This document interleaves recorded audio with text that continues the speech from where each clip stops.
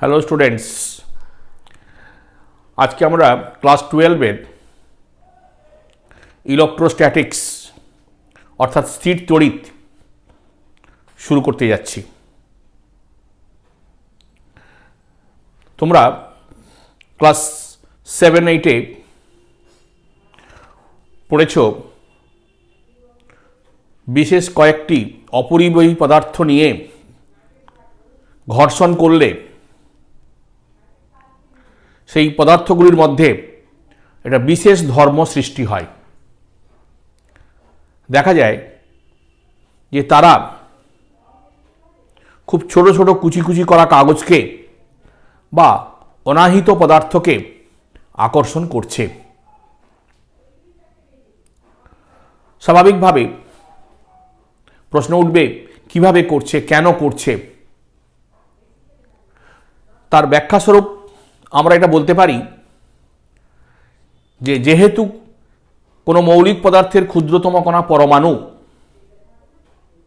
এবং পরমাণুর মধ্যে সমসংখ্যক ইলেকট্রন এবং প্রোটন আছে, তাই যে কোনো পরমাণু নিস্তড়িত অবস্থায় থাকে।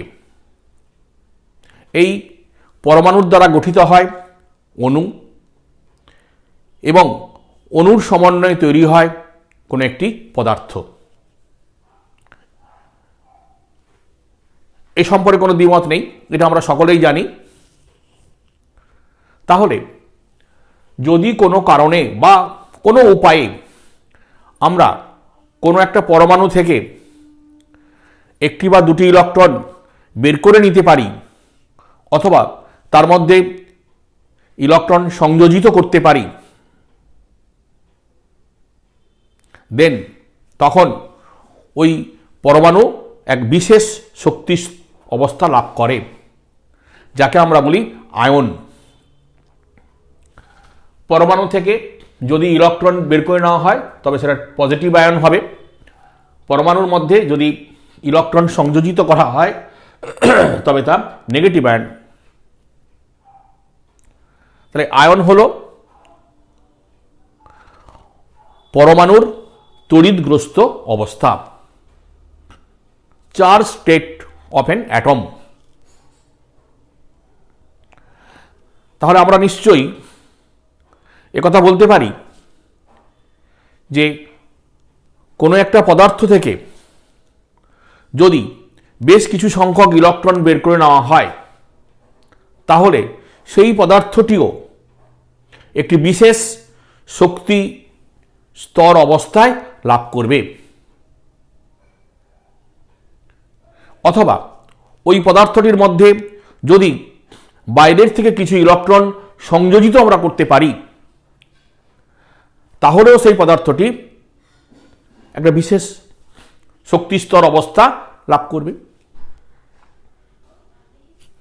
আমরা পদার্থ থেকে যদি বেশ কিছু সংখ্যক ইলেকট্রন বার করে নিই তাহলে সেই পদার্থটি হয়ে যাবে পজিটিভ চার্জ বডি বা ধনাত্মক তড়িৎগ্রস্ত বস্তু। অনুরূপে যদি ওই পদার্থের মধ্যে কিছু সংখ্যক ইলেকট্রন যুক্ত করে দিতে পারি তাহলে সেই পদার্থটি হবে নেগেটিভ চার্জড বডি বা ঋণাত্মক তড়িৎগ্রস্ত বস্তু।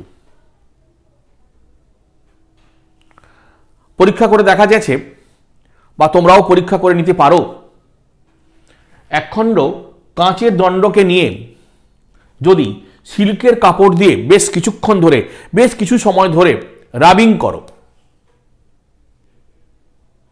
তারপর যদি দুটো পদার্থকে পৃথক করো, দেখবে যে কাঁচের দণ্ডটি পজিটিভ তড়িৎগ্রস্ত অবস্থা লাভ করেছে এবং ওই সিল্কের যে কাপড়টি নিয়েছিলে সেটা নেগেটিভ তড়িৎগ্রস্ত অবস্থা লাভ করেছে। কেন হয়েছে না, এই ঘর্ষণের ফলে কাঁচের দণ্ড থেকে কিছু ইলেকট্রন বেরিয়ে এই সিল্কের কাপড়ের মধ্যে স্থানান্তরিত হয়েছে। তাই কাঁচের দণ্ড হয়েছে পজিটিভ তড়িৎগ্রস্ত আর সিল্কের কাপড়টি হয়েছে নেগেটিভ তড়িৎগ্রস্ত। সুতরাং আমরা এখন বলতে পারি যে বেশ কয়েকটি বা বেশ কয়েক ধরনের অপরিবাহী পদার্থ নিয়ে তাদের ঘর্ষণ করলে তাদের মধ্যে একটি ইলেকট্রন বর্জন করে এবং আরেকটি সেই ইলেকট্রনগুলো গ্রহণ করে। এই প্রকার যে তড়িৎগ্রস্ত অবস্থা আমরা সৃষ্টি করতে পারি একে আমরা বলি ঘর্ষণজাত তড়িৎ, চার্জ ডিউ টু ফ্রিকশন। এই ঘর্ষণের ফলে একটা পদার্থ থেকে ইলেকট্রন বেরিয়ে আরেকটা পদার্থের মধ্যে স্থানান্তরিত হয়। যেটি থেকে ইলেকট্রন বেরিয়ে যায় সেটি হয় ধনাত্মক তড়িৎগ্রস্ত, যার মধ্যে ইলেকট্রন যায় সেটি হয় ঋণাত্মক তড়িৎগ্রস্ত, যেটা আমরা এখানে এই ছোট্ট একটা পরীক্ষা থেকে দেখাতে পেরেছি। সুতরাং তড়িৎকে এখন আমরা দুভাগে ভাগ করতে পারি। একটা হলো ধনাত্মক তড়িৎ, পজিটিভলি চার্জড বডি, এবং আরেকটা হলো নেগেটিভ বা ঋণাত্মক তড়িৎ, নেগেটিভলি চার্জড বডি।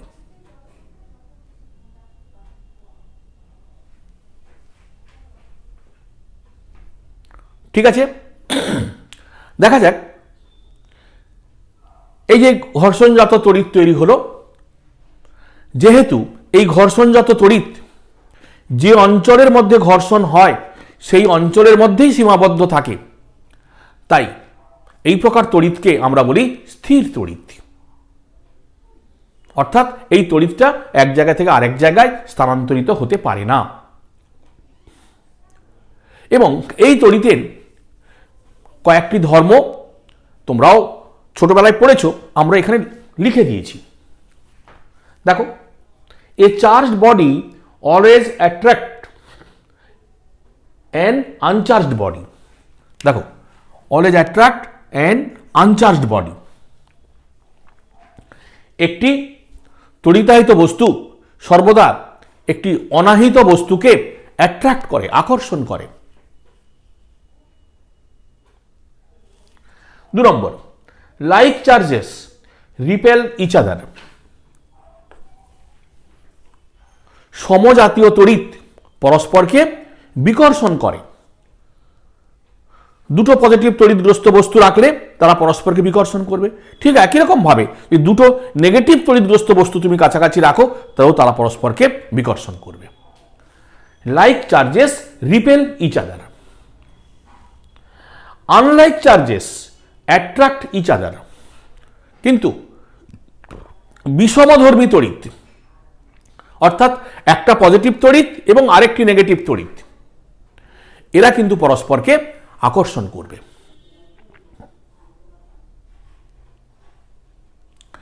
আরো একটা আমরা বৈশিষ্ট্য লিখেছি এখানে, charges always reside at the outer surface of the body.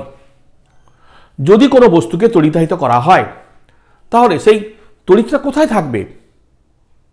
আমরা পরীক্ষামূলকভাবে প্রমাণ করতে পেরেছি যে ওই তড়িৎ ওই বস্তুটার, অর্থাৎ যার মধ্যে তড়িৎ তৈরি হচ্ছে তার বাইরের পৃষ্ঠে অবস্থান করবে, আউটার সারফেসে থাকবে। ঠিক আছে, তাহলে আমরা তড়িৎ কিভাবে সৃষ্টি হয়, তড়িৎ উৎপত্তির কারণ কি এবং তার কয়েকটি বিশেষ ধর্ম আমরা এখানে আলোচনা করতে পারলাম। তাহলে একটা প্রশ্ন উঠতে পারে যে যেহেতু ইলেকট্রনের আদান প্রদানের ফলে তড়িৎগ্রস্ত অবস্থা তৈরি হয়, তাহলে যাদের মধ্যে ইলেকট্রনের পরিমাণ বেশি, যে সকল পদার্থের মধ্যে ইলেকট্রনের পরিমাণ বেশি, অর্থাৎ কন্ডাক্টর, যাকে আমরা বলি পরিবাহী পদার্থ, তো তাদের তো সহজে তড়িৎগ্রস্ত করা যাবে। তোমরাও পরীক্ষা করে দেখতে পারো বা চেষ্টাও করতে পারো, যে কোনো দুটো পরিবাহী পদার্থ নিয়ে বা একটি পরিবাহী একটি অপরিবাহী পদার্থ নিয়ে যদি দীর্ঘ সময় ধরে ঘর্ষণ করো তাহলে কিন্তু কোনো তড়িতাহিত অবস্থা তৈরি হবে না। প্রশ্ন করতে পারো কেন? ঘর্ষণের ফলে কি তড়িৎ এক জায়গা থেকে আরেক জায়গায়, অর্থাৎ ইলেকট্রন এক জায়গা থেকে আরেক জায়গায় যাবে না? নিশ্চয়ই যাবে। কিন্তু পদার্থের পরিবাহী ধর্মের জন্য যে ইলেকট্রনগুলো এক অঞ্চল থেকে আরেক অঞ্চলে গেছে, সাথে সাথেই তারা কি করবে? আবার পূর্বের অবস্থানে ফিরে চলে আসবে।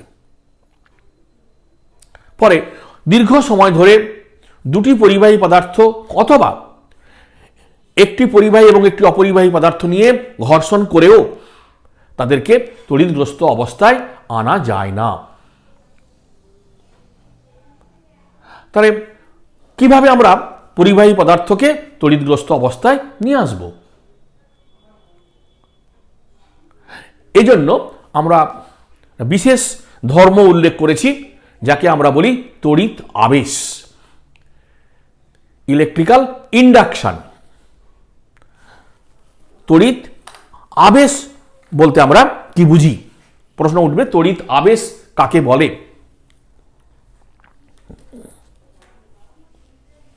ঠিক আছে, আমরা তাহলে লিখি।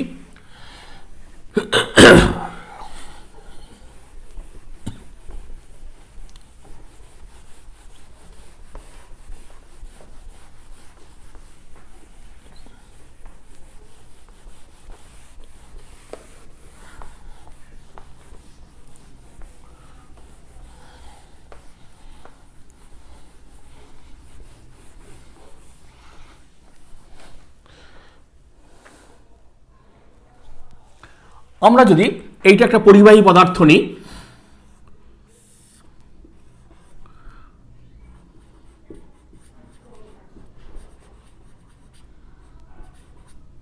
যার মধ্যে প্রচুর পরিমাণে মুক্ত ইলেকট্রন আছে, আর এর কাছাকাছি একটি পজিটিভ অথবা নেগেটিভ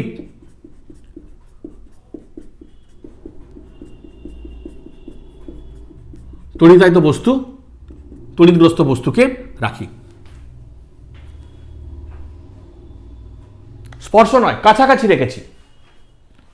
তাহলে স্বাভাবিকভাবে যেহেতু এটা পজিটিভলি চার্জড, অর্থাৎ এর মধ্যে ইলেকট্রনের পরিমাণ কম আছে, তাই এর মধ্যেকার ইলেকট্রনগুলো এই আবেশী পদার্থ দ্বারা আকৃষ্ট হয়ে এই অঞ্চলে গিয়ে জমা হবে। অর্থাৎ আমি বলতে পারবো যে এই পরিবাহী পদার্থের এই দিকটা ইলেকট্রনের পরিমাণ অনেক বেশি হয়েছে, এবং অবশ্যই এই দিকে ইলেকট্রনের পরিমাণ কমে যাওয়ার জন্য এদিকটা পজিটিভলি চার্জ বা ধনাত্মক তড়িৎগ্রস্ত অবস্থায় এসেছে। তাহলে যতক্ষণ তুমি এই উচ্চ তড়িতায়িত বস্তুটাকে এখানে রাখবে, ততক্ষণ পর্যন্ত এই পরিবাহী পদার্থের এই দিকে ইলেকট্রনের পরিমাণ বেশি থাকবে এবং এই দিকে ইলেকট্রনের পরিমাণ কম থাকবে। অর্থাৎ এটা একটি তড়িতায়িত বস্তুর ন্যায় আচরণ করবে। এই যে পদ্ধতি, এই পদ্ধতিটাকে আমরা বলতে পারি তড়িৎ আবেশ। তাহলে তড়িৎ আবেশের সংজ্ঞা কি হলো? কোনো উচ্চ তড়িতায়িত বস্তুর উপস্থিতিতে কোনো পরিবাহী পদার্থের মধ্যে সাময়িকভাবে তড়িৎগ্রস্ত অবস্থা লক্ষ্য করা যায়। এই ঘটনাকে তড়িৎ আবেশ বলা হয়। Due to the presence of a highly charged body, a conductor behaves like a charged body for the time being, and this phenomenon is called electrical induction. তাহলে এই যে আহিত তড়িৎ এখানে তৈরি হবে, এই দেখো এটা হচ্ছে নিয়ারার এন্ড, নিকটতম প্রান্তে অপোজিটলি চার্জড, এবং দেখো এটা হচ্ছে ফার এন্ড, দূরতম প্রান্তে লাইক চার্জ। তা আমরা এটাকে একটা ধর্ম বলে বলতে পারি ডিউ টু ইলেকট্রিক্যাল ইন্ডাকশন, তড়িৎ আবেশের ফলে নিকটতম প্রান্তে, আবেশী বস্তুর নিকটতম প্রান্তে বিপরীতধর্মী তড়িৎ এবং দূরতম প্রান্তে সমধর্মী তড়িৎ আবিষ্ট হতে পারে। হ্যাঁ, প্রশ্নটা কি? আবিষ্ট তড়িতের পরিমাণ। আমরা একটা ফর্মুলা লিখতে পারি যে তড়িৎ আবেশের ফলে আবিষ্ট তড়িতের পরিমাণ, নিকটতম প্রান্তে আবিষ্ট তড়িতের পরিমাণ Q dash will be equal to, নিকটতম প্রান্তে নেগেটিভ চার্জ, যদি এটা পজিটিভ চার্জ হয় নেগেটিভ চার্জ তৈরি হবে, কিউ ইন্টু 1 মাইনাস 1/k, যেখানে এটা হলো আবেশী তড়িতের পরিমাণ কিউ, কিউ ড্যাশ হলো যে পরিমাণ তড়িৎ আবিষ্ট হবে, আর কে হলো এই পরিবাহী পদার্থের ডাই ইলেকট্রিক কনস্ট্যান্ট বা পরাবৈদ্যুতিক ধ্রুবক। এটাকে আমরা বলি ডাই ইলেকট্রিক কনস্ট্যান্ট, বা আমরা অনেকে বলি রিলেটিভ পারমিটিভিটি, এটাকে আমরা বলি রিলেটিভ পারমিটিভিটি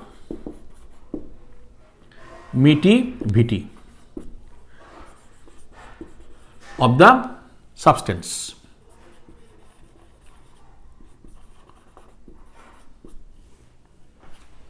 ঠিক আছে। For conductor K equal to infinity, for conductor. So 1/infinity equal to 0, hence q dash equal to minus q। আমরা এরকম একটা রিলেশন তৈরি করতে পারি। সুতরাং তড়িৎ আবেশ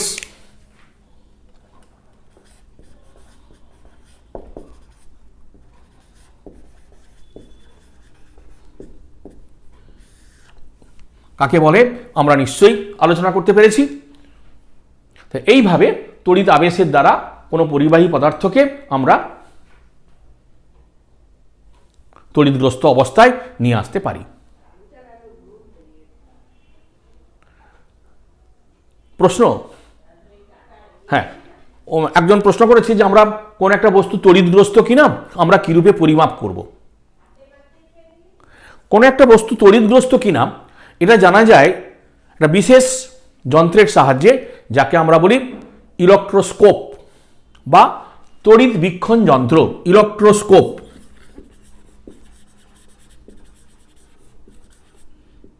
ইলেকট্রোস্কোপ বিশেষ করে আমরা যেটা ব্যবহার করি সেটা হচ্ছে গোল্ড লিভ ইলেকট্রোস্কোপ।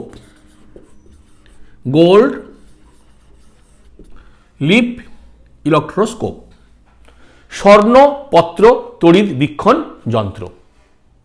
এই যন্ত্রের সাহায্যে আমরা কোনো পদার্থ তড়িৎগ্রস্ত কিনা এবং তড়িৎগ্রস্ত হলে সেই তড়িতের প্রকৃতি কি জানতে পারি, কিন্তু তড়িতের পরিমাণ কখনোই আমরা নির্ণয় করতে পারি না।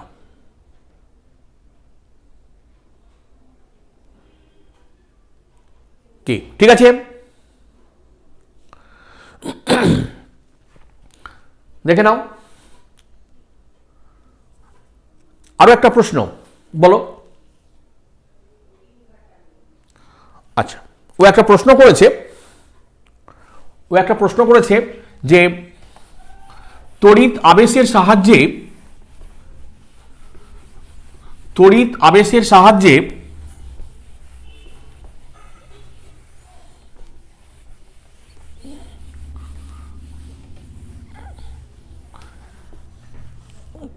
হ্যাঁ, তো তড়িৎ আবেশের সাহায্যে কিরূপে একটা বস্তুকে তুমি নেগেটিভ চার্জ করবে আবেশের সাহায্যে।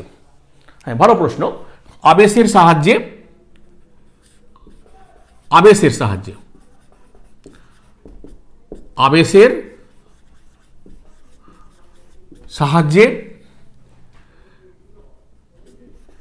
নেগেটিভ চার্জ করবে। কে ঠিক আছে, দেখো দেখো তো আমরা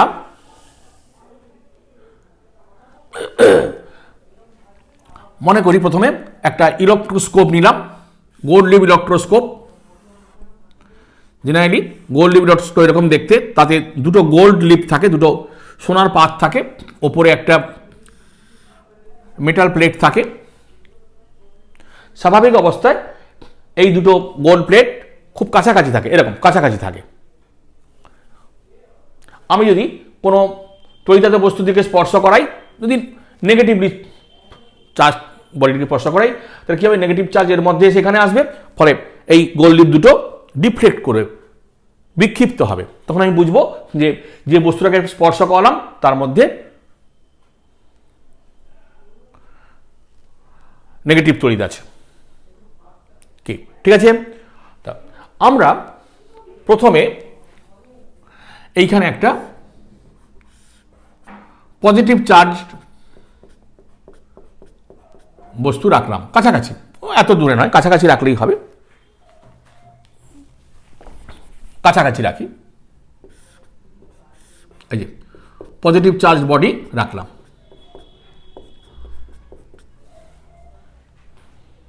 ঠিক আছে, তাহলে নিশ্চয়ই নিকটতম প্রান্ত এইটা হবে নেগেটিভ চার্জ, এবং দেখো এটা এতক্ষণ কোনো চার্জ ছিল না, এখন কি হবে না, ইট উইল ডিফ্লেক্ট, এটা এরকম করে বিক্ষিপ্ত হয়ে যাবে এবং it will be positively charged. কেন, এটা নিয়ারার এন্ড, এটা ফার এন্ড। দেখো ঠিক আছে, অর্থাৎ এখন এই রকমের অবস্থা তৈরি হবে।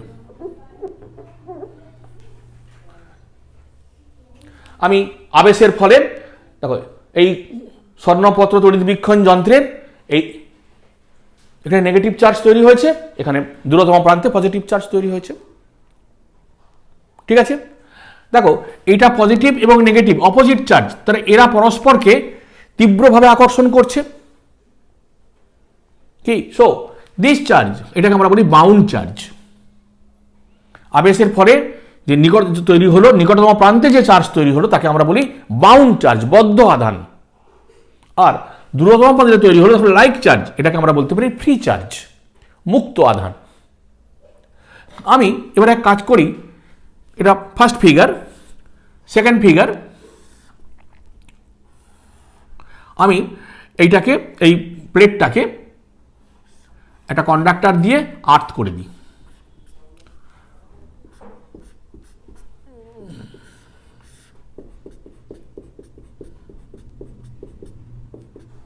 কন্ডাক্টর দিয়ে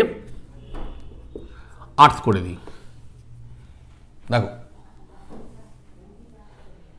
কি ঠিক আছে, তাহলে কি হবে, এই যে ফ্রি চার্জ ছিল সেটা আর্থে চলে যাবে, ফলে দেখা যাবে এটা আবার দেখো আনডিফ্লেক্টেড অবস্থায় চলে আসবে। কিন্তু এখানে নেগেটিভ চার্জ থাকবে, এটা কিন্তু কোথাও যাবে না, কারণ এটা বাউন্ড চার্জ। ঠিক আছে, নিশ্চয়ই, কারণ এখানকার যে ফ্রি চার্জ সেটা কন্ডাক্টরের মাধ্যমে আর্থে চলে আসবে। তো this is your second figure. Now এবার আমরা কাজ করি, একটু দ্রুত কাজটা করতে হবে। আমরা এই আর্থিংটা খুলে দেব এবং এটাকে সরিয়ে নেব। আর্থিংটা খুলে নেব এবং এই আবেশী আধানটাকে সরিয়ে নেব। তাহলে কি হবে, দেখো, তাহলে এটা সরে যাবে, আর্থিংটা খুলে যাবে, তাহলে এই যে নেগেটিভ চার্জ ছিল এটা এখন পুরোটার মধ্যে ছড়িয়ে যাবে। তাহলে এটা হয়ে যাবে, নেগেটিভ ছিল, এখন দেখা যাবে যে এটা আবার ডিফ্লেক্ট অবস্থায় চলে এসছে এবং এটা নেগেটিভ চার্জ পেয়েছে। দেখো ঠিক আছে, সুতরাং এই তিনটি পদ্ধতি অবলম্বন করে আমরা একটা গোল্ডলিভ ইলেকট্রোস্কোপকে নেগেটিভ চার্জ করতে পারি কিসের সাহায্যে? With the help of induction, আবেশ পদ্ধতির সাহায্যে। কি বুঝতে পেরেছ? হ্যাঁ, উচ্চ মাধ্যমিক পরীক্ষায় এসে থাকে, হয়তো এসছে, ঠিক আছে, বলা ভালো বলেছ, নেগেটিভ চার্জ, ঠিক আছে।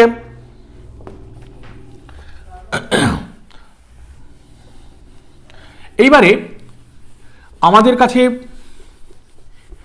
একটা প্রশ্ন আসতে পারে যে আমি যদি কোনো বস্তুকে তড়িতাহিত করি, অর্থাৎ বস্তু থেকে ইলেকট্রন বের করে নিই বা তার মধ্যে ইলেকট্রন সংযোজন করি, তো সেটি ধনাত্মক বা ঋণাত্মক তড়িৎগ্রস্ত হবে। তো সেই তড়িতের সর্বনিম্ন মান কত হতে পারে? তড়িতের সর্বনিম্ন মান কত হতে পারে? যেহেতু আমরা দেখলাম যে ইলেকট্রনের আদান প্রদানের ফলে তড়িৎগ্রস্ত অবস্থা তৈরি হয়, তাহলে একটা পদার্থ থেকে যত সংখ্যক ইলেকট্রন বেরিয়ে যাবে, ঠিক ইলেকট্রনের যে আধান বা ইলেকট্রনের যে আধানের মান, তার ঠিক তত সংখ্যক গুণ তড়িৎ তার মধ্যে সৃষ্টি হবে। কি ঠিক আছে? এবং আমরা তো ইলেকট্রনকে আর ভাঙতে পারি না, ফলে ইলেকট্রনের যে আধান তাকে আমরা আর ভাঙতেও পারবো না। সুতরাং আমরা বলতে পারি যে কোনো একটি পদার্থকে তড়িৎগ্রস্ত করলে তার মধ্যে আধানের সর্বনিম্ন মান Q minimum equal to charge of 1 electron,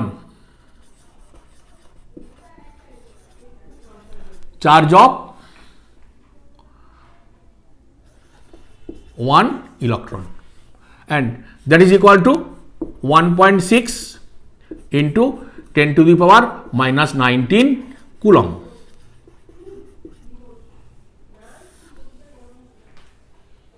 ঠিক আছে?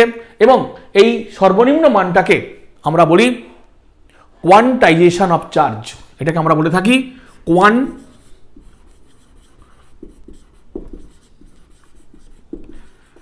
Quantisation of charge. তাহলে যদি কোনো পদার্থ থেকে n সংখ্যক ইলেকট্রন বেরিয়ে যায় বা n সংখ্যক ইলেকট্রন তার সঙ্গে সংযোজিত হয়, তাহলে তার চার্জের পরিমাণ কত হবে? So total Q will be equal to, যদি পজিটিভ চার্জ হয়, n ইন্টু ই, যেখানে ই হলো একটি ইলেকট্রনের চার্জ, এটাকে আমরা ই বলে থাকি। ঠিক আছে?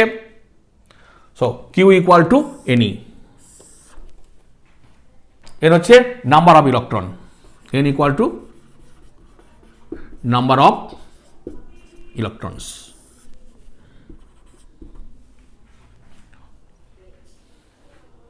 বলো, নিশ্চয়ই অসুবিধা কিছু নেই?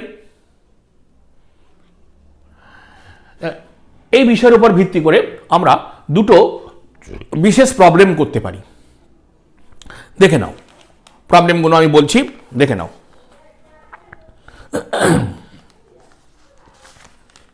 হ্যাঁ, একটা প্রবলেম তো প্রায় তোমাদের উচ্চ মাধ্যমিক পরীক্ষায় দেখা যায়, সেটা হচ্ছে যে 1 কুলম্ব আধানে ইলেকট্রনের সংখ্যা কত?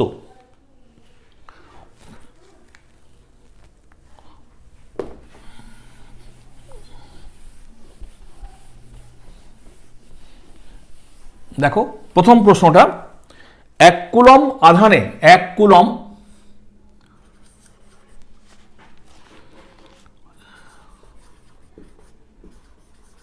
চার্জে নাম্বার অফ ইলেকট্রন কত? নাম্বার অফ ইলেকট্রনস, 1 কুলম্ব আধানে ইলেকট্রনের সংখ্যা কত? দেখো, তা আমরা তো এক্ষুনি করেছি, q equal to n into e. ঠিক আছে? তাহলে কিউ এর ভ্যালু হচ্ছে 1 কুলম্ব, এন E এর ভ্যালু হচ্ছে 1.6 × 10⁻19।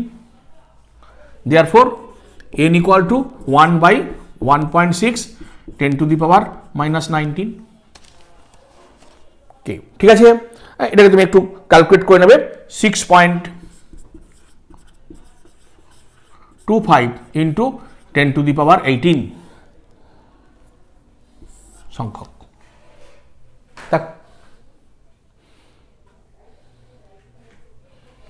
এটা হলো প্রবলেম নাম্বার 1। প্রবলেম নাম্বার 2, আর একটা প্রবলেম দেখো। A body emits 10⁹ electrons per second. একটি বস্তু প্রতি সেকেন্ডে 10⁹ সংখ্যক ইলেকট্রন বিকিরণ করে। Hence after how many years it will got 1 coulomb charge. তাহলে কত বছর পর বা কত সময় পর ওই বস্তুটা 1 কুলম্ব চার্জ গেইন করবে। দেখো কি বলেছে, a body emits 10⁹ electrons per second. Hence after how many time, কত সময় পর, it will got 1 coulomb charge, সে 1 কুলম্ব চার্জ পাবে। দেখো বলো, নিশ্চয়ই দেখো, তাহলে যদি সে প্রতি সেকেন্ডে 10⁹ ইলেকট্রন ত্যাগ করে, তাহলে সে কত চার্জ ছেড়ে দেয় দেখি। তাহলে নাম্বার 1 হচ্ছে 10⁹9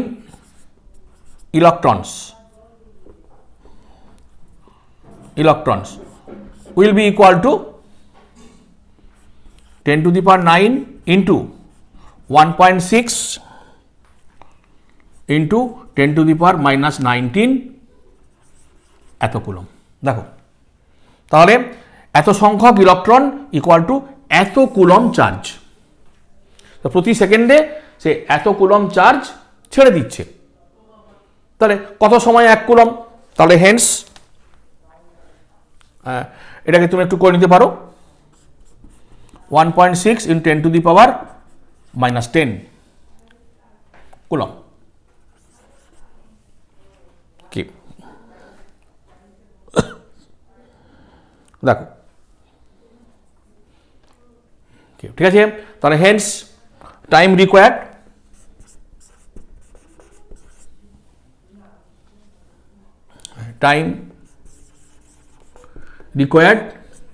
দেখো তাহলে হ্যাঁ কত হবে, 1 কুলম্ব ডিভাইড বাই 1.6 × 10⁻10। ঠিক আছে, এত coulomb per second. That is equal two, এটা তুমি ক্যালকুলেশন করে নিতে পারো, হ্যাঁ 6.25 × 10⁻9 সেকেন্ড। এত সেকেন্ড পর বা এত সময় পর ওই পদার্থটা 1 কুলম্ব চার্জ গেইন করবে। ওকে, দেখো দেখে নাও, প্রবলেমগুলো ভালো করে কপি করে নাও, ভালো প্রবলেম। যদি কোনো একটা কন্ডাক্টরের মধ্যে চার্জ ইউনিফর্মলি ডিস্ট্রিবিউটেড থাকে এবং কন্ডাক্টরটা দৈর্ঘ্যাকার হতে পারে, একটা তল হতে পারে অর্থাৎ সারফেস হতে পারে, অথবা আয়তন আকারের হতে পারে, তাহলে সেক্ষেত্রে আমরা ওই আধানের পরিমাণ কি করে বার করব? when charges are uniformly distributed over the conductor। আমরা এখানে দুটো প্রবলেম দেখানো আছে। প্রথমটা হচ্ছে ফার্স্ট প্রবলেম, এই কন্ডাক্টর লিনিয়ার কন্ডাক্টর, একটা রৈখিক দৈর্ঘ্যাকার কন্ডাক্টর দেওয়া হয়েছে যার charge per unit length lambda equal to charge per unit length, that is dq by dl equal to ax square, অর্থাৎ ডিসপ্লেসমেন্টের সাথে সাথে এক্স এর সাথে সাথে তা পরিবর্তিত হয়। তাহলে এই কন্ডাক্টরের মোট আধানের মান কত? Lambda equal to d q by d l. তো লেট আস কনসিডার, আমরা ধরে নিই this is our initial position, this is x direction, so let at a distance x, a small element dx, x প্রথম প্রান্ত থেকে x দূরত্বে dx ছোট্ট element নাও হলো। what is the charge of dx element? Hence dq equal to lambda into dx. Okay, hence lambda equal to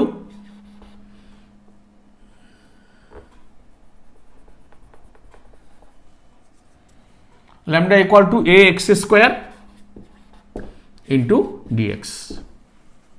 Okay, therefore q equal to integration of dq, that is integration of ax square dx 0 to L, if L is the length of the conductor. Hence this will be equal to a constant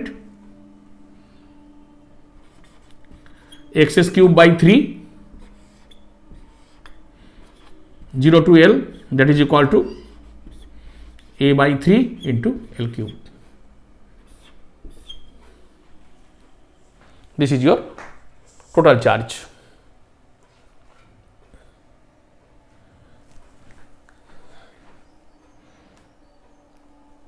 ঠিক আছে, similarly for second case,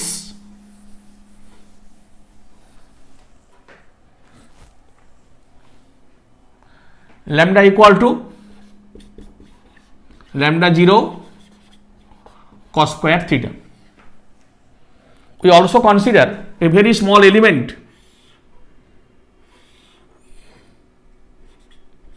of length dl, a very small element dl at an angle theta, and this is d theta. So dl equal to, hence dl equal to, if r is the radius of the circular ring, r into dl, sorry, r into d theta.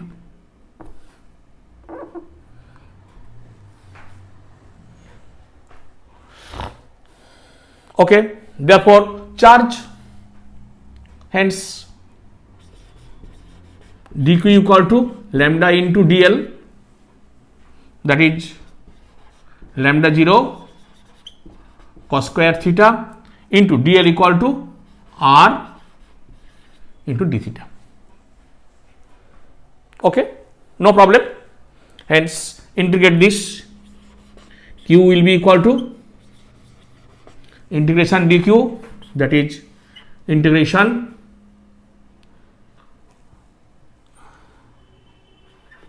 zero to theta equal to 0 to 2 pi lambda 0 into r into cos square theta d theta. Okay,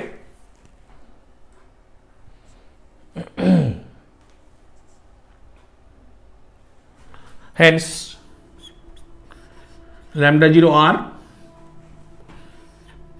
0 to 2 pi 2 cos square theta equal to 1 plus cos 2 theta So divide by 2 into d theta.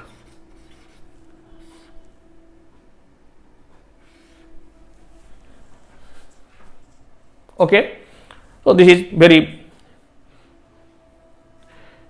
easiest integration, খুব সহজ integration, এটাকে integrate করো, value put করে দাও।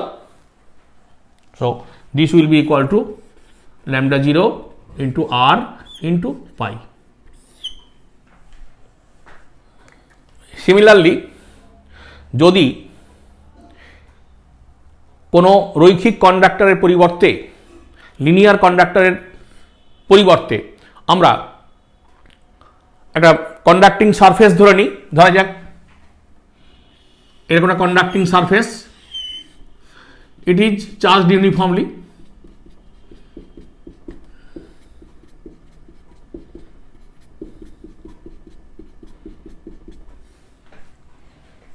যদি এটাকেও আমরা পুরোপুরি ইউনিফর্মলি চার্জ করি তাহলে hence then first we calculate surface density of charge, surface density of charge, that is আধানের তলমাত্রিক ঘনত্ব, আধানের তলমাত্রিক ঘনত্ব sigma, that is equal to dq by ds or dA. Let this total surface is S. Then there is Coulomb meter to the power minus 2. So hence dq equal to sigma into ds. Therefore q will be equal to integration dq sigma into ds 0 to s. Okay,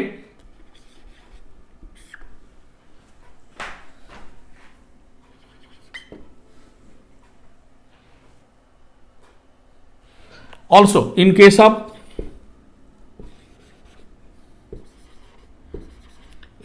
of volume, যদি একটি আয়তাকার conducting sphere হয় যার volume রয়েছে, then তখন rho is called charge per unit volume, that is volume density of charge. It is called charge per unit volume, that is volume density of charge, volume density of charge. So this also may be written as